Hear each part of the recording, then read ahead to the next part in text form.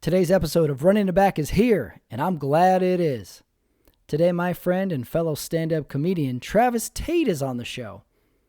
Hey, this is the 16th episode of Running It Back, and if you're new to my channel, feel free to check out the past episodes. There's something in there for everybody.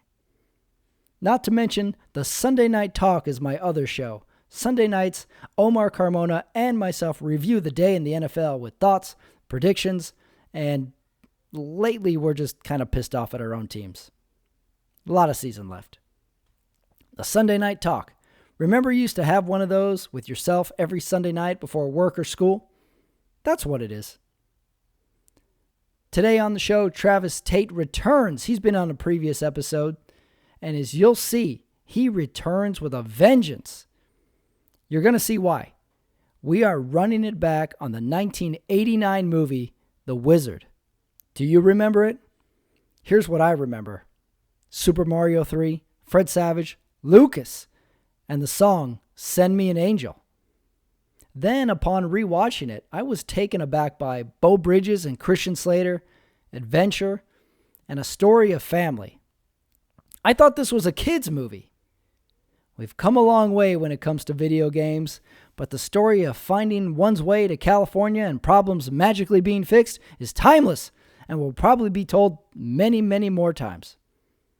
We dive into the history of the movie, modern-day comparisons, plot holes, and the deeper meaning. This was a real revival of sorts, and the ideal story to run it back on. I couldn't wait to talk about this one with Travis. We had a lot of fun with this movie. Hey, Travis, just keep your power gloves off her, pal. The Wizard, right now.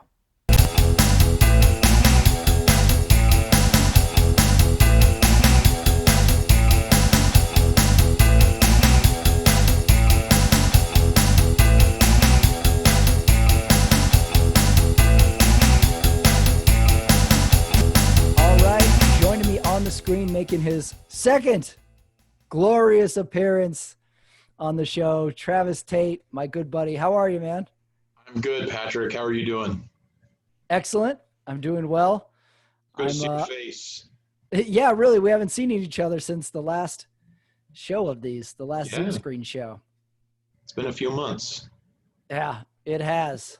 It has. We're the end of summer. However, it's still super hot in all the western states. I think it's 80 degrees here right now still. It's almost. We're in the 90s here in LA, so it's hot. Yeah. And you got the smoke, right? We had smoke last week as well. I'll tell you, with this, as crazy as this year has been, we've been locked down for like 7 months. Then we had forest fires, riots, an earthquake. And this is how fucked up my mindset is. I hear all this and I'm oh, good. We're finally getting back to normal.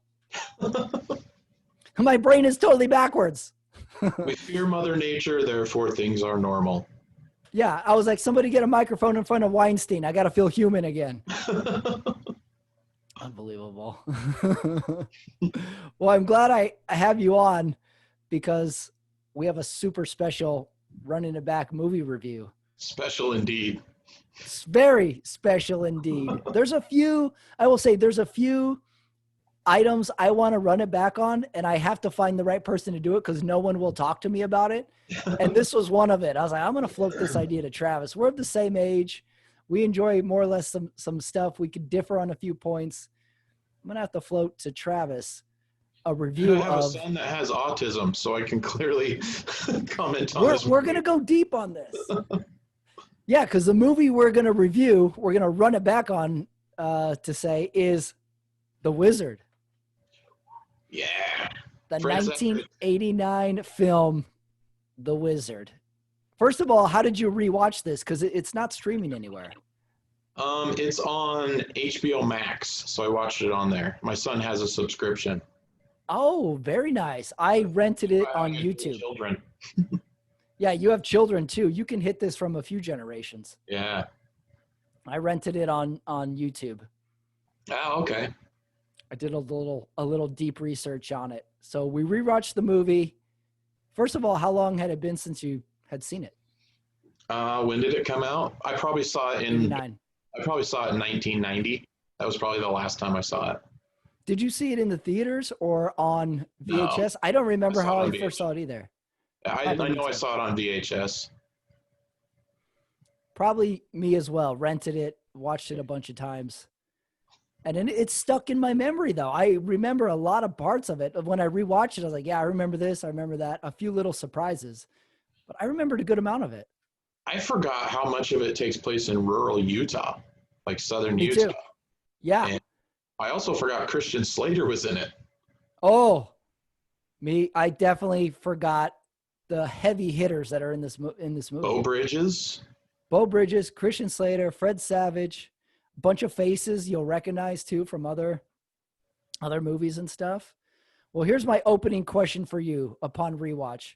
The Wizard, is this a story about two brothers, an adventure, or video games? It's a tricky question. It is about two brothers, but not the brothers in the movie. It's about Mario and Luigi, the Super Mario Brothers. So I would say it's more about video games. You're flipping it around on me. Yeah, but it is a brother story. They kind of they don't seem like they really grew up together. I guess they were like a separated home, so they kind of had different lives going on. But it was kind of a brother movie a little bit.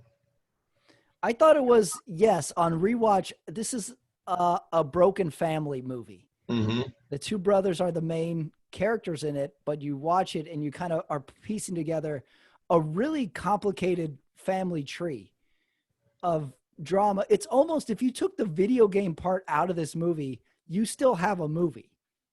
Yeah, and there's the backstory of the sister that they had that died, and they kind of foreshadow that early on in the movie. And I was like, oh, I can't remember what's going on there. And it's not till you find out later in the movie that that the wizard had a twin sister that drowned because he was too scared to save her. I guess she fell into Yeah. it.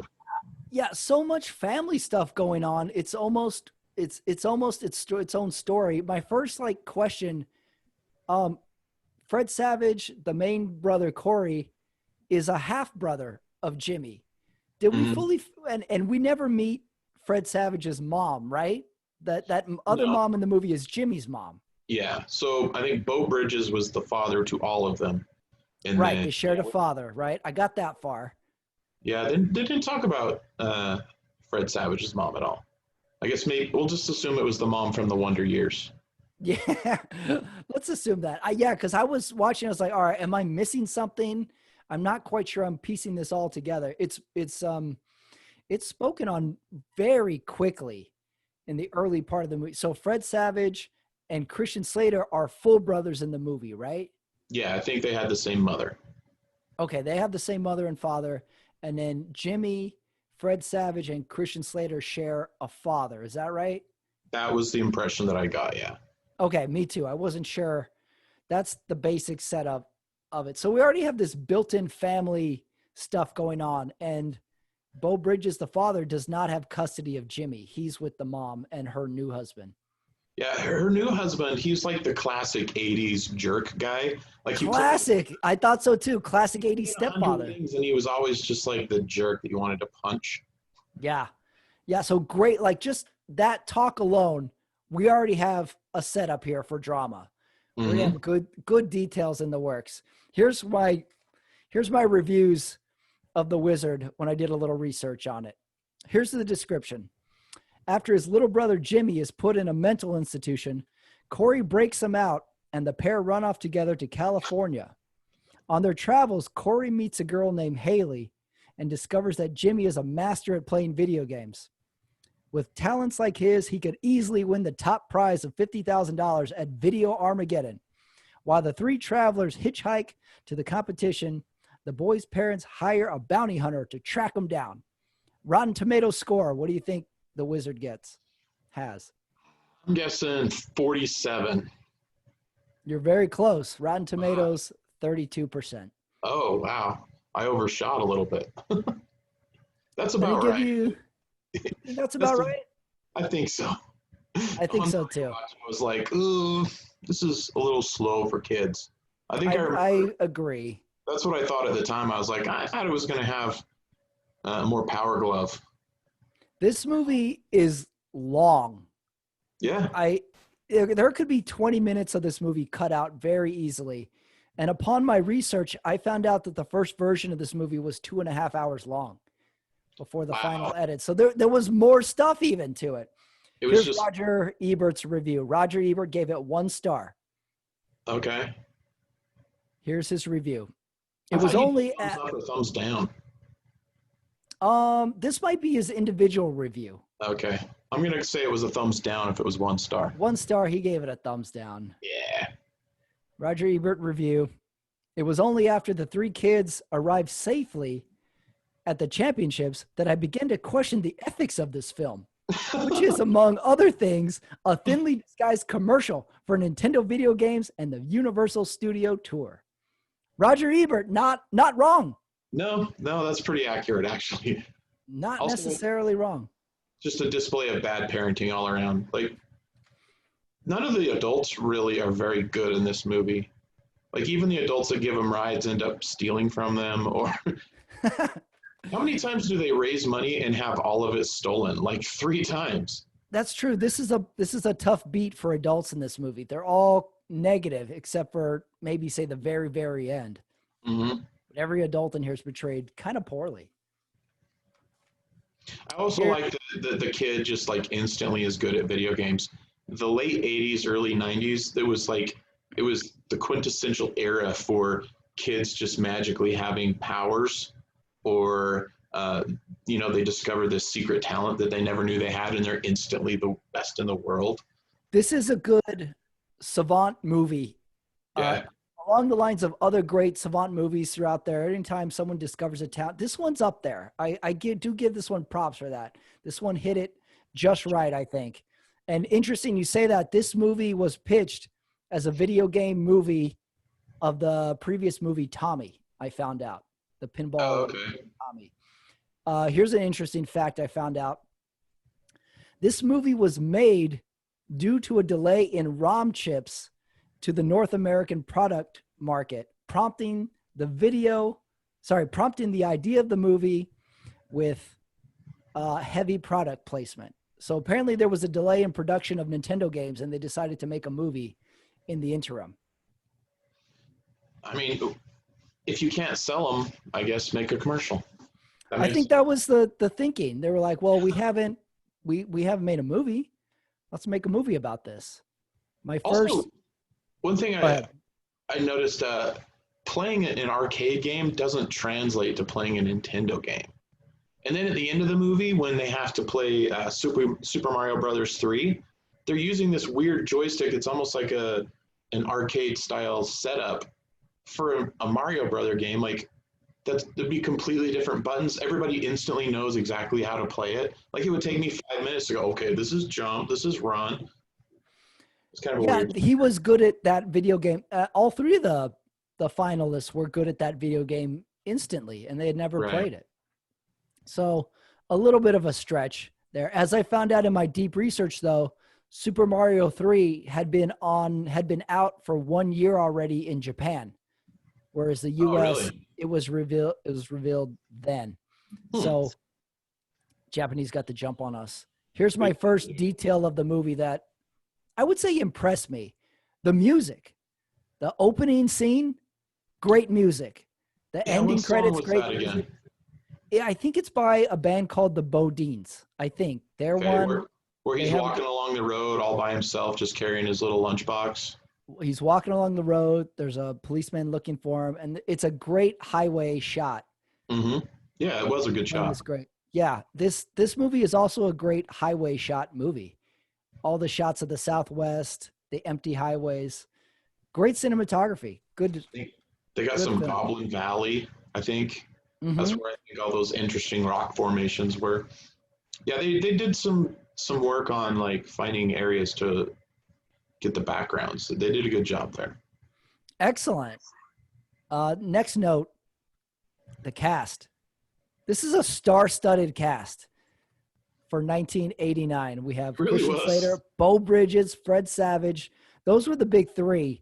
Let me give you a little Fred Savage, Christian Slater, Beau Bridges history coming to the. Okay, Fred Savage is coming off the Wonder Years and Little Monsters when he does the Wizard here. So there's some heat, serious heat on Fred Savage here. Beau Bridges is coming off the Fabulous Baker Boys. Really highly critically acclaimed movie. Christian Slater, he's coming off Heathers. He does The Wizard. Then he does Young Guns 2, Pump Up the Volume, and Robin Hood. So there's he was killing it, man. Killing it. And they're supporting cast members in this movie. So great performances from all three of them too. And great performances from the child actors too in this movie. I never didn't believe any of their performances in this. It would have been easy for Beau Bridges when he starts playing the video games and getting hooked on it to be super corny about it. But it actually seemed kind of genuine to me. Like it was like an older guy discovering video games for the first time and going, these are actually pretty cool. These are a nice distraction from looking for my children that are lost somewhere in the country.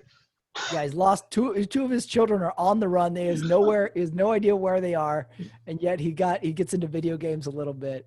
And you believe that he's kind of into it. My only gripe is the way he plays the video game.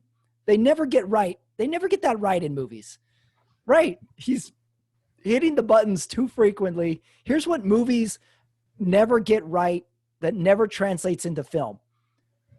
Cold weather, airplane turbulence, and now add video games to it. It never translates. You see an airplane have turbulence in a movie, and you're like, what the fuck? Just hang on to the seat a little bit. But everybody's been on an airplane, and the airplane goes 10 feet to the side, and you're like, oh, shit.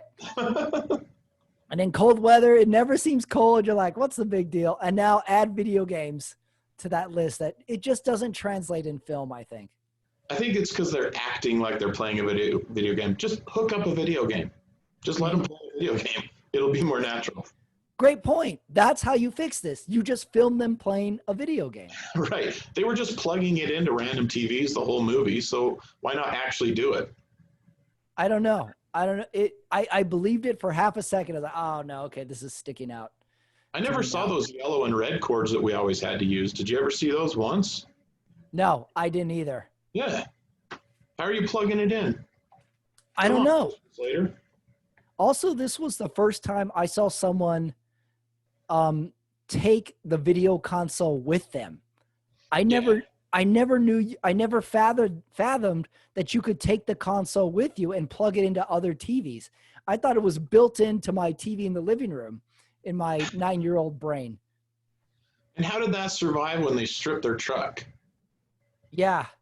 Oh, the console was in the, maybe they lost it with the truck, or there's a scene with them afterwards. Did they take it into the diner with them? When it got towed? I don't know.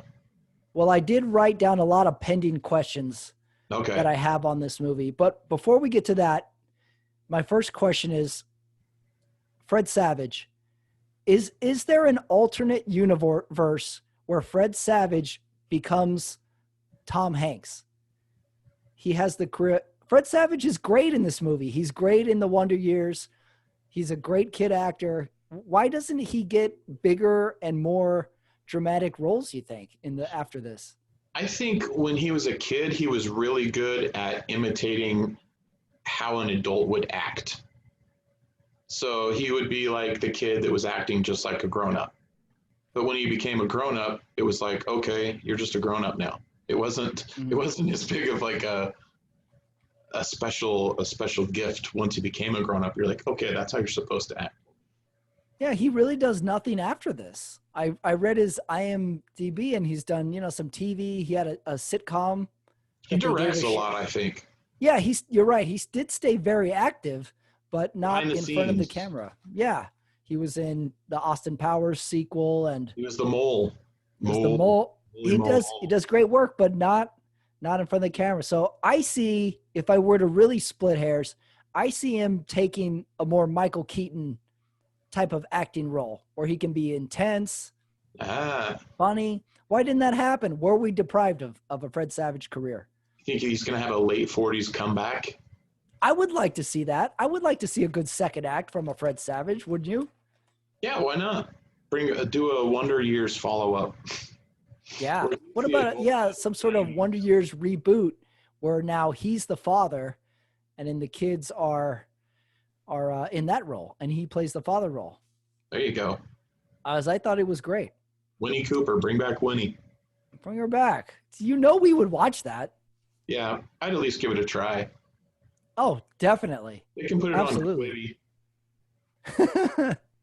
Here's my next question regarding the Wizard.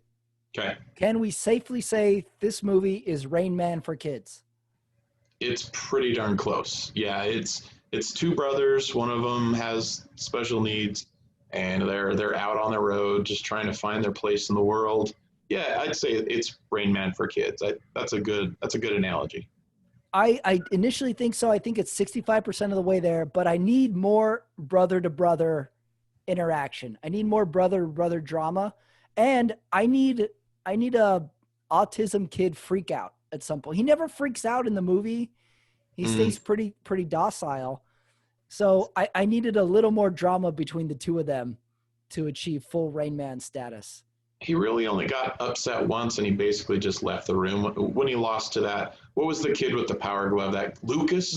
We'll have our Lucas discussion in a moment. That's right. That's one scene where he kind of has a little breakdown. There's another scene where he leaves wherever they're sleeping and he goes to build a little fort with popcorn boxes. Yeah. And Fred Savage has his Oscar moment where he kicks down the boxes and he's like, "What are you doing?" I thoroughly enjoyed that Fred Savage going deep into the drama class. Maybe that's just how the kid expressed his frustrations, is he would just kind of take off and go do his own thing without regard to anybody else. Instead of becoming angry or crying, he would just, that's just how he dealt with it. Here's my next comparison. Take out the video games. Is this movie up there with the movie Stand By Me? I don't think so. I think you've got to have more of an ensemble cast to be Stand By Me, and it just, I don't think it's as memorable as Stand By Me.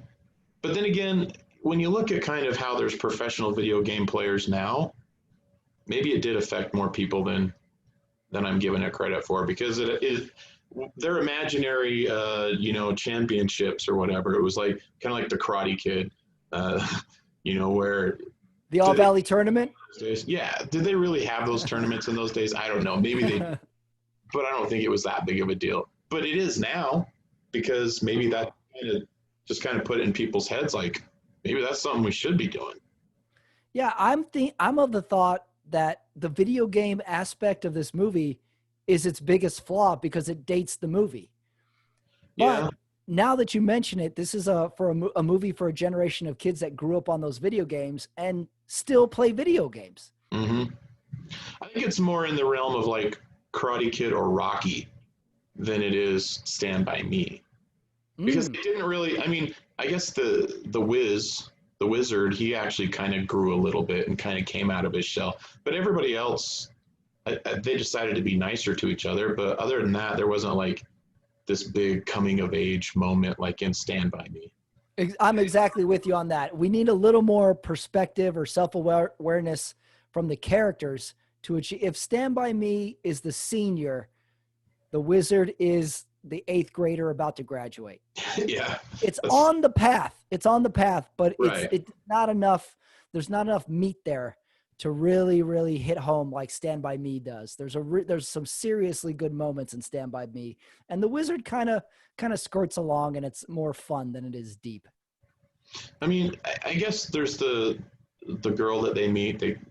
There's a nice interaction there between Fred Savage and the girl, and when they finally get to her house in Reno. By the way, Reno, woo! Heavy Reno. Portrayed positively or negatively in this movie? What do you think?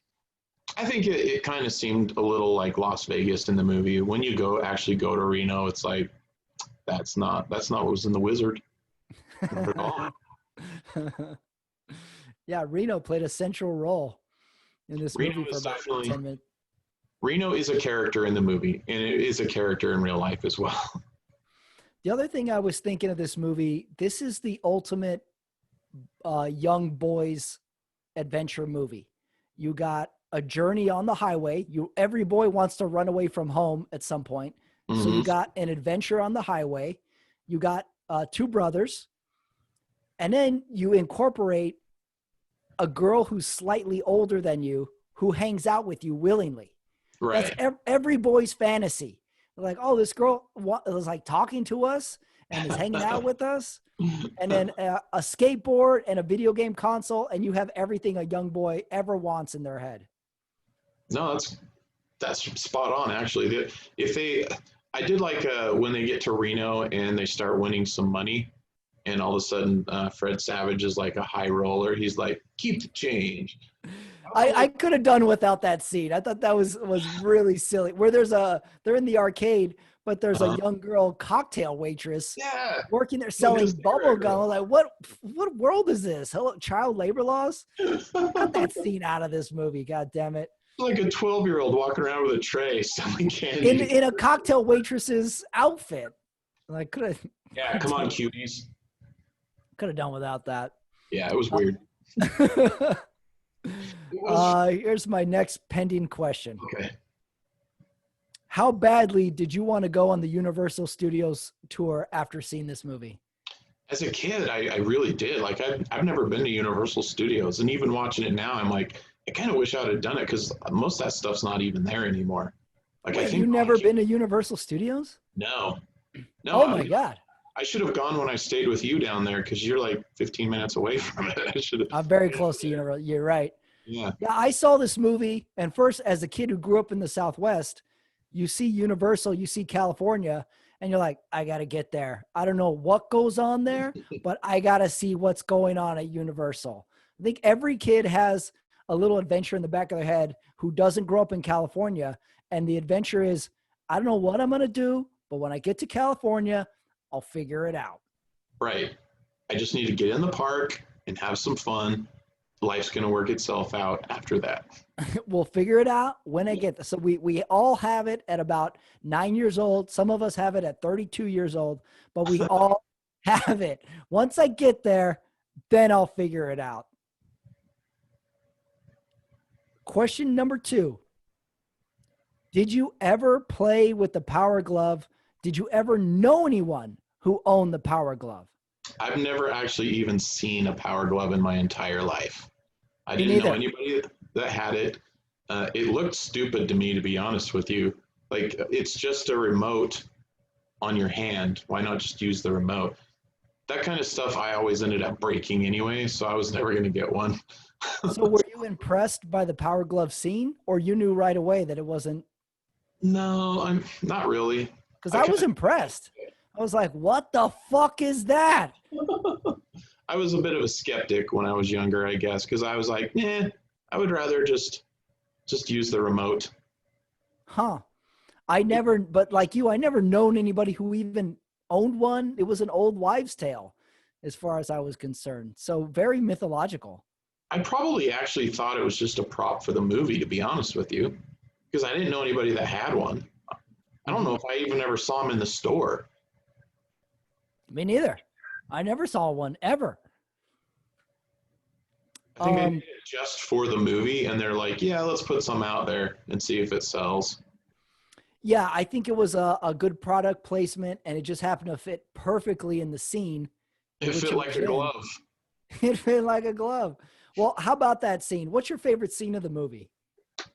Because mine is the Power Glove scene.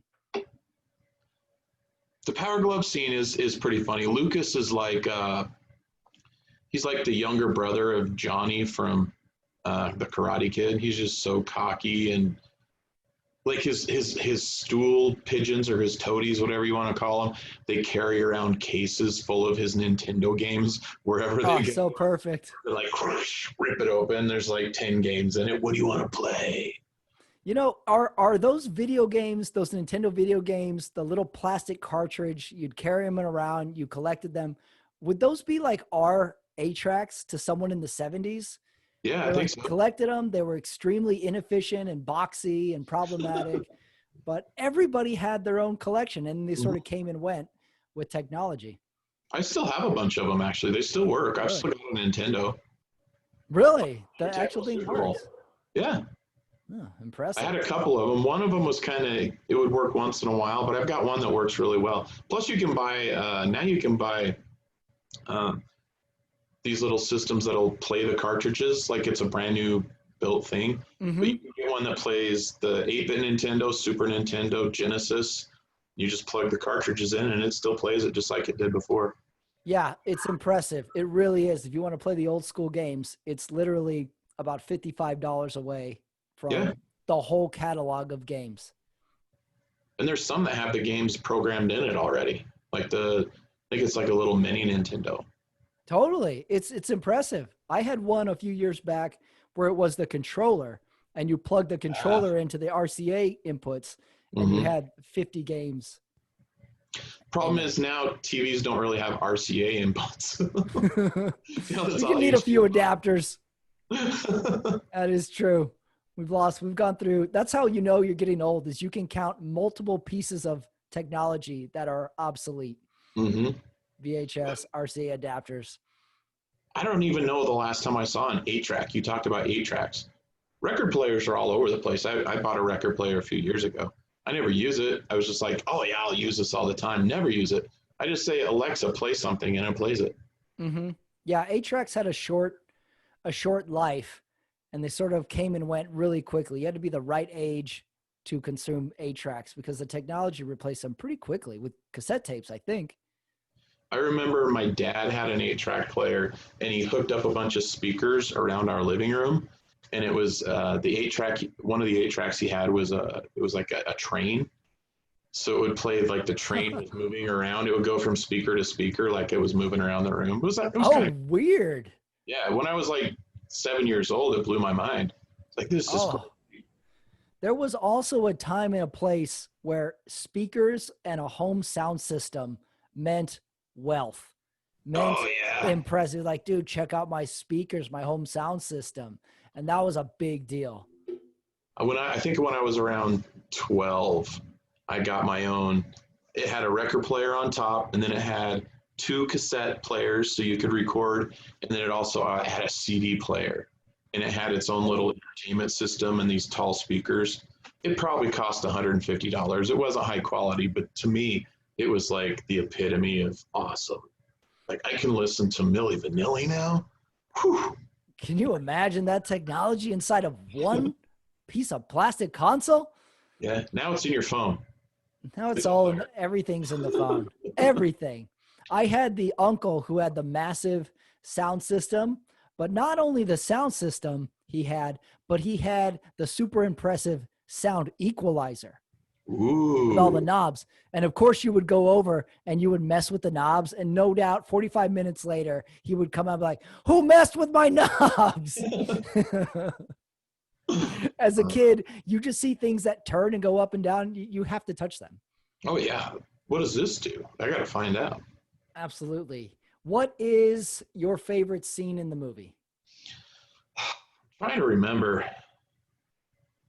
I mean, honestly, as a dad, it's probably the very ending when they're driving by the giant dinosaurs and the kid starts yelling, California, California. And that's where he was trying to get the whole time. And when they go in there and, he leaves the lunchbox because it had all of the little items that belonged to his twin sister, and he leaves it there. That's probably my favorite scene. But, I mean, probably as a kid, it was probably the actual tournament. The drama of the tournament. Yeah. My favorite scene is the Lucas Power Glove one. I think it's the funniest scene. It's an interesting scene because Lucas starts playing the video game with the Power Glove, and at some point the girl starts acting a little curious about Lucas, and Fred Savage notices this, and he gets noticeably jealous, and he's like kind of like not impressed to it. It's really funny. Away from her, bro. Yeah. He kind of like gets all possessive on her, and she acts genuinely kind of curious about Lucas. She's not off-put by him. And then they have this little spat. My next question, why doesn't Jimmy play Lucas in their first meeting? He runs out of the building and they never play each other. Why do you think he doesn't play him? I think he just gets intimidated, honestly.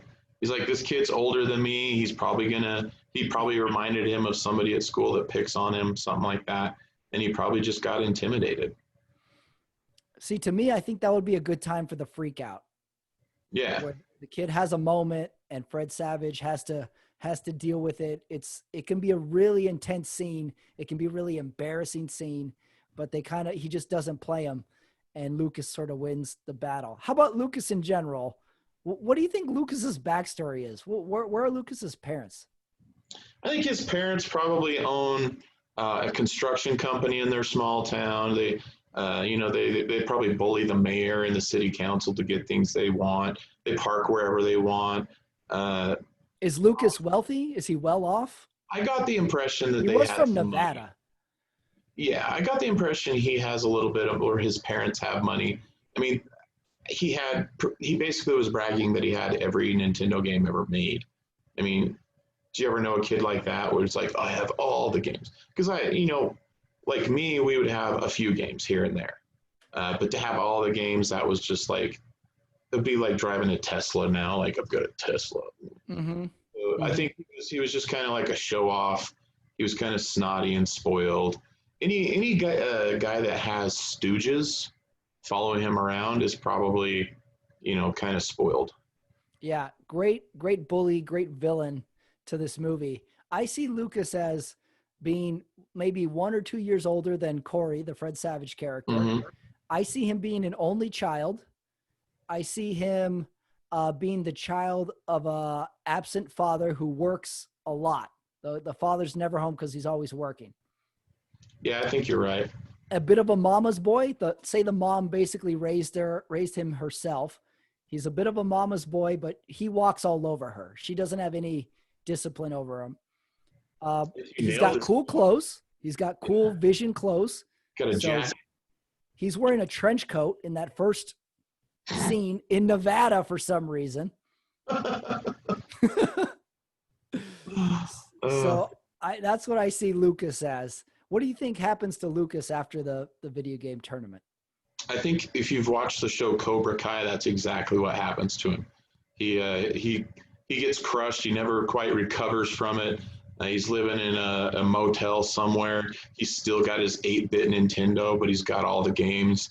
He's hooked up. He's going to make a comeback. One of these days, he's going to get a PlayStation 1, and he's going to try and dominate the world with that. But yeah, I think he never quite recovers from it because his life has been so easy. He's never actually had anything to, fight against. So when he actually fails the first time, he actually has to try at something. It just kind of crushes him. I say he becomes a cop. He never leaves Nevada. He goes to high school, maybe some junior college. And gets into law enforcement, gains weight. That's what I see him flaming out. No structure. He's trying to beat the E.T. video game on Atari. What next trend does Lucas get into? Does he stay with video games all through the 90s, or does he get into a new trend? I think he got into skateboarding. Yeah, skate or die. He's one of those, right, the SK8 or die. Okay. I could see him maybe archery. Archery, yeah, definitely some form of artillery or firearms makes sense for Lucas. You're living in Nevada. You're a bully. You got to have gun experience at some point. Lucas gains a little bit of weight. I bet he's a character on Reno 911. Oh, that would be right up his alley. Still hangs out with the same bunch of flunkies. Maybe he's Officer Dangle. Yeah. Oh, maybe Lucas is gay. Yeah. Maybe he finds out he's gay in about 10 years from that. You said he was a cop. There you go. He's a cop. Lucas is a cop. Yep. All right, next question. What happens to Haley, the girl, after this movie? See, I was wondering because she's riding back. I guess they're going to take her back to Reno, which isn't really on the way to southern Utah, but she's riding back with the family. So I don't know. Does she go and live with them? Does she become their sister? I don't know. Does she really have a dad? Is her dad dead? We never see her family, even though they go to her house, which is a trailer, but it's not like we see a parent or anything. She's kind of raised by other truck drivers. Maybe her dad won custody of her in an arm wrestling match, like over the top. Uh-huh. I could see that. Yeah, we never see her family. She's lying the whole time about how great her family is. She's in a bus stop by herself when they meet her. Yeah, she's kind of running away. She's going to California with them. There's a private eye and detectives chasing Fred Savage and Jimmy. No one's chasing Haley. No one even knows she's gone, as far as we know. She's smart, though, when she yells, "He touched my breast!" Like, she's very street smart. Yeah. Yeah. They hustle people for money along the way, and then the whole movie ends, and then they're driving back, and she's in the car with them. So option number one, they could adopt her. Yeah, that would be Although weird. that would be weird because her and Fred Savage have that kiss, so they're sort of Luke and like Leia. each other. Yeah, so that would be weird to live under the same household. Option number two, they're taking her home. Yeah. Wherever home is. Reno.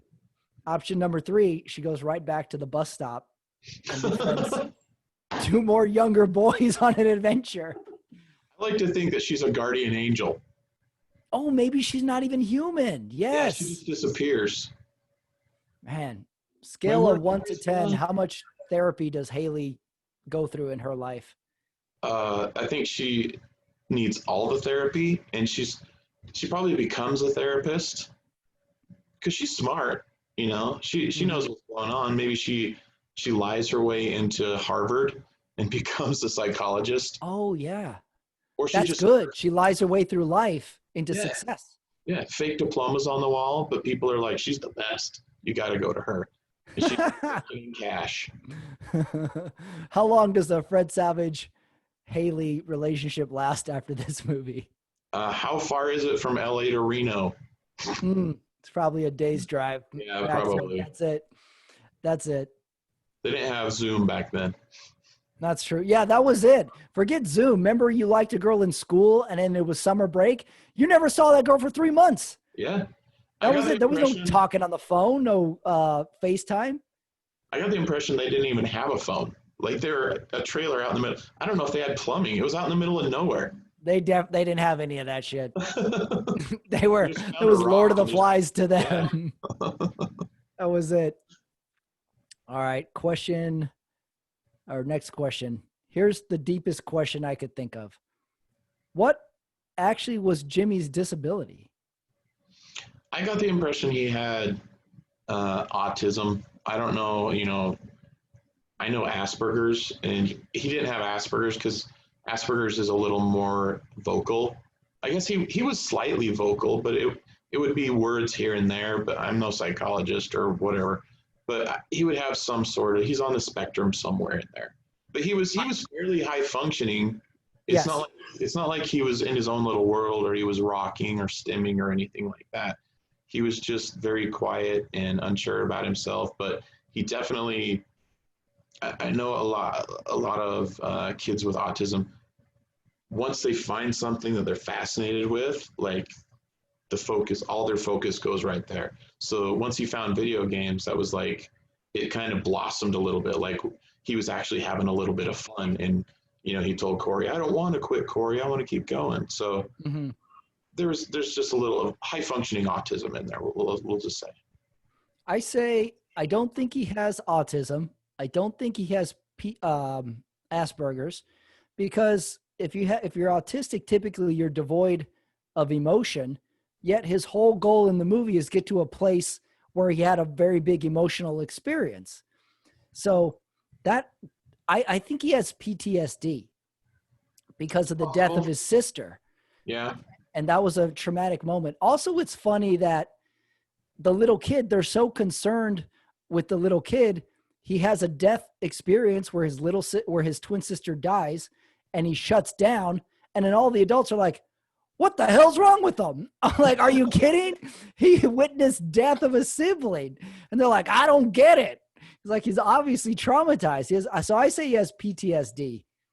They all did kind of seem to deal with it the same way, which is not deal with it. Yes. So biggest example. Would just follow their lead and just shut down about it.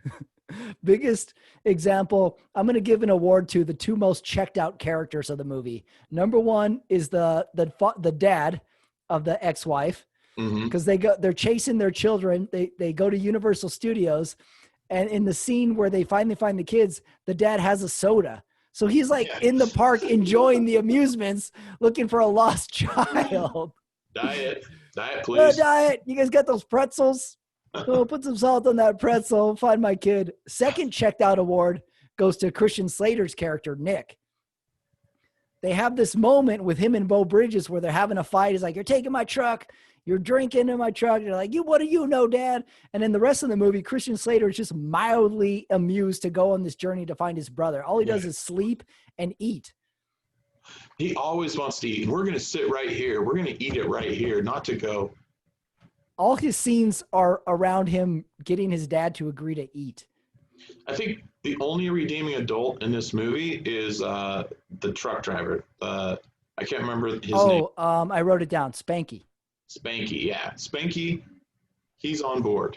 He knows he's a little childlike a little bit in that he'll go into a casino and gamble for them, even though the kids are. Yeah, that was a fun scene. That was a fun scene. I don't know if the legalities work out in that scene. Did you have any problem with Haley ripping him off? Because he wins $400 and he goes, "And here's your cut, Spanky, $10." And he's like, "Oh, thank you." I had a problem with that. Haley is dirty. I don't, because I think he clearly knew she didn't have much. So he was probably, I mean, if he's such good friends with her dad, or he's kind of like an uncle figure to her, I think he probably wouldn't have a huge problem with it. Obviously he didn't. He kind of sarcastically goes $10, and then he kind of laughed. Like he probably knew he needed it. So really, I thought Haley was kind of taking advantage of the mentally challenged at that point in the movie. She gets them to gamble at craps. They win a bunch of money, and then she gives him $10 for his effort. I had a bit of, I was like, this needs a rewrite. I'm a little uneasy with Haley because I'm like, well, she's just gonna rip off Corey and Jimmy. Yeah, I was kind of waiting for that. I like the two old businessmen at a diner playing video games randomly, and then they're willing to bet children whether they can beat them or not. Did you believe that adults were playing video? Yeah, I was like, there's too many adults enjoying video games in this movie. Adults were never into video games. We used to have at a gas station where I grew up, the most successful game was Paperboy. Everybody was lined up to play Paperboy. I never saw a single adult ever lined up to play any of those arcade. Me neither. I had a hard time with. Adults don't play video games and have fun with it like they are. Leads me to my next question. Which video game featured in the movie was your favorite? Do you remember which video games were? Because I wrote those down. I loved the Teenage Mutant Ninja Turtles video games. Those were so fun. Those were a lot of fun. Double Dragon, I remember playing, but I liked the Ninja Turtle games the best. And it was actually, I was like, oh, they actually showed the graphic. How'd they get the licensing for that? Yeah, that was a fun game because you could be one of 4 characters. Yeah. Usually you can only be one of 2. And then when they put 4, we were easily impressed in those days, simpler times. I always chose basically the only one I never chose was Raphael, because you had to be closer to hit him with the size. Where the nunchucks or the bow staff or the swords, you could be a little further away and kill the guy. It was funny how choosing your character in a video game, this later evolved into your character in Street Fighter and Mortal Kombat. Mm-hmm. You choosing your character said a lot about you as a person. You'd be like, who do you play with in Street Fighter? I go with Ken. Pussy! You're like, what did I do? I had the worst choice. I always chose Dalsim. Oh, that was a good one. I remember that one. I liked having distance in video games. That's what I'm realizing right now. Because his arms would stretch out, so I didn't have to get close to the guy. You know what I noticed about myself as an adult? How much of a simple-minded person I was as a kid. I gravitated that video games that went left to right, like Mario, Contra. If it went left to right, I was like, I can do this. Yeah, me too. I'm still that way. I think I'm a moron. I'm like left to right. All right, I can wrap my head around this. Up, down. I don't know about that. Last year for Christmas, we got my daughter Red Dead Redemption 2. And I'm like, so you're just like exploring the old West? You can go wherever you want? She's like, yeah, pretty much. I'm like, I just need to go left to right. I need to keep it simple. I don't want to remember where I'm at. Yeah, I was the same way. I said, keep it simple. Maybe they were on. Maybe Nintendo knew this whole time. Well, they were training. They were training us. It's like you got to give them baby food before you give them steak. What about how big was the Mario Brothers 3 reveal in this movie to you? It was a huge thing in the movie. I think the fact that they already made a Super Mario Brothers 2, everybody probably thought eventually they were going to make a Super Mario Brothers 3. But yeah, the big reveal where it's like this huge set and they lift up this entire wall and then there's a giant screen. So it was a pretty big deal. I remember when that first came out and people were pretty excited. That's the one where you can become a raccoon, right? You could. I think so. You could put on stuff. You could put on costumes. You could fly. Yeah. I think so. I remember it being pretty huge for me. See, this goes back to why I think I'm slow. I didn't see the writing on the wall that you could have a Mario 2 followed by a Mario 3. Like a new game, I'm like, what's going to be a Mario 3? I'm like, Mario 3? Holy shit. In that moment, you could have said, like, what's more revealing? Empire Strikes Back, Darth Vader's your father, or Mario 3? And I'm like, I got to get back to you. In that moment, that's what I would have said. It was huge. Yeah, it was a pretty big deal in the movie. I got a couple more details. Who do you think steals the movie? If we were to give a 6-man award in this movie, who would you give it to? I had 2 candidates for mine. One is obviously Lucas. Number 2, very close number 2, is that MC guy of the Video Armageddon tournament. Oh, yeah. He stole the show for me. He was really funny. What do you think? Maybe the guy that they hire to find the kids or find the kid. Oh, really? I thought he could have been cut out entirely. I hated that character. Well, you're supposed to hate him because he's the foil. He's the one that's he's going to ruin the entire plan, and he almost does. Mm-hmm. I wanted him cut out of the whole movie. I thought he made no sense. Plus, was his job to just round up this kid and put him in his car? Like, do laws exist? Is this kidnapping? Or if his parents say you can do that? I didn't get him at all. Suckers in his car. Is that here? Have a sucker. That's what he tells the kid. And he's this like comedic foil. He's doing silly things. It didn't do it for me. I hated that guy. I think the scene where Beau Bridges starts ramming into his car with his truck, that might be my favorite scene in the movie, actually. I remember I actually laughed out loud during that scene. And when he has the shovel and he's going to chuck it, and I was like, it's going to go through the back window, is it? And then it just kind of missed. If you saw that scene on paper, you would be like, this isn't good. But then you watch, you're like, this is pretty funny. And then there's just, you know who stole the movie, actually? It's the old man sitting in his car watching it all happen. And that was funny. Weird. Just like it's a normal, everyday occurrence. I happen to watch this from my porch. I'll be happy with this. Yeah.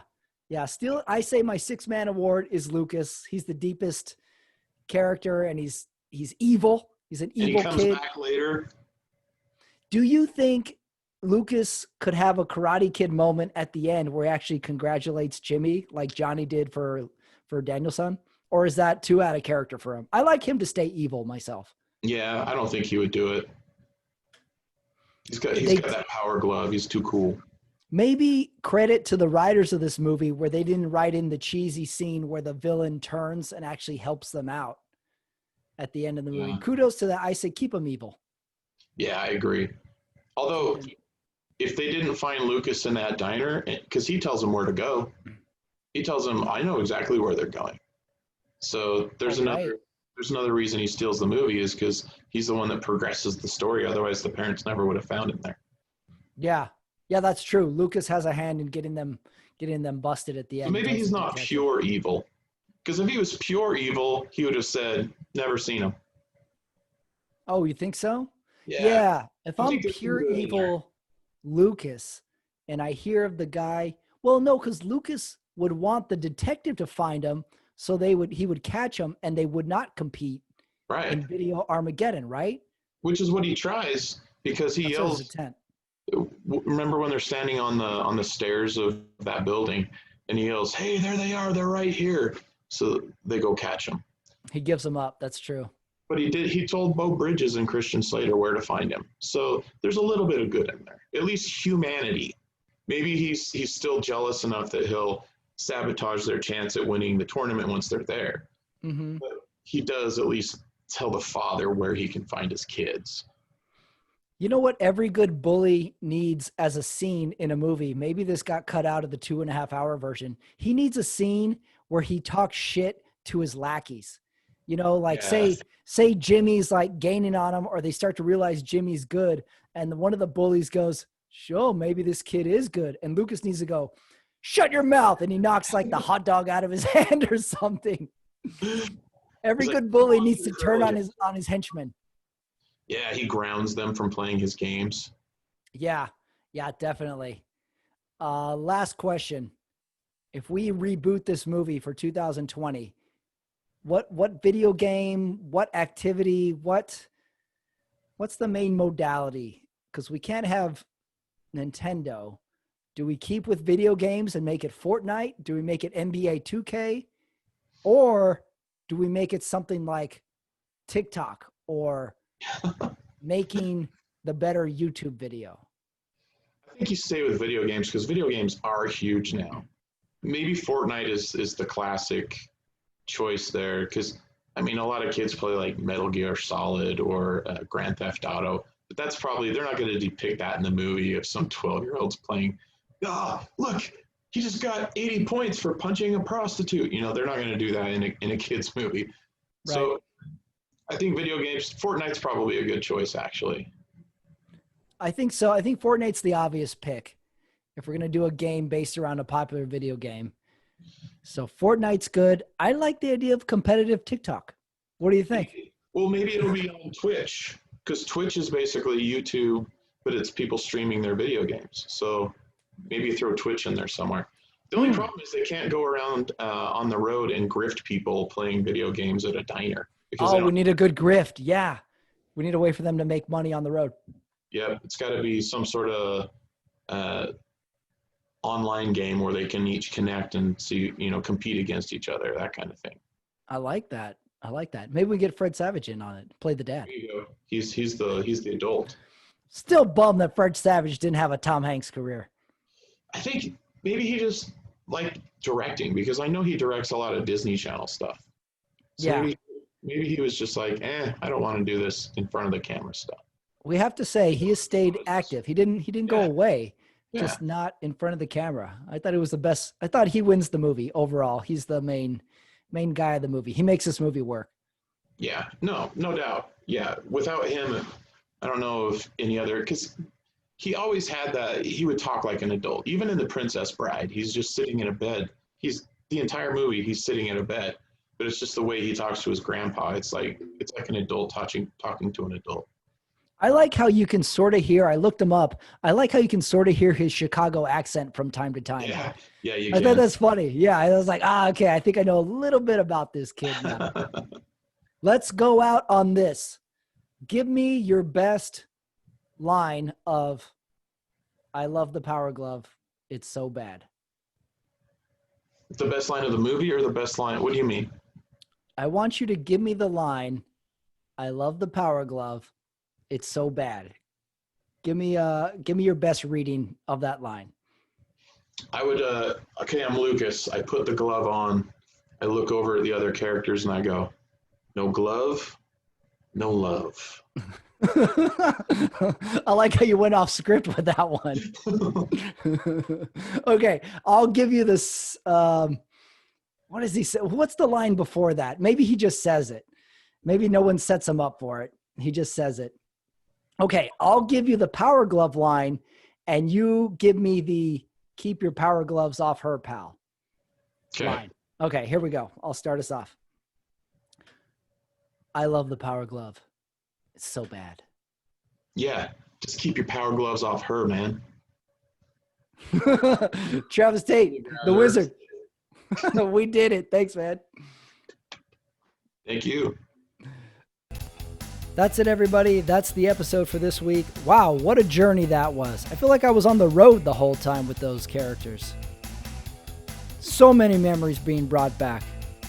Hey, one thing I forgot to mention in the episode was a deep dive into the song Send Me an Angel. I forgot how pivotal that song was. We kind of glossed over it, but upon researching that song was in 3 pivotal movies of my youth. I only remember 3, maybe there's more, but I remember it from The Wizard, Teen Wolf 2, and the movie Rad. All 80s classics, which may or may not be kind of difficult to find. What a song. Play it right now in your car. I guarantee you're going to like it, or at least swerve a little bit. Thank you, Travis Tate, for joining me on this excellent episode. Check out the Sunday Night Talk every Sunday night with me and Omar Carmona, breaking down NFL plotlines, storylines, craziness that happens every week, and every Thursday.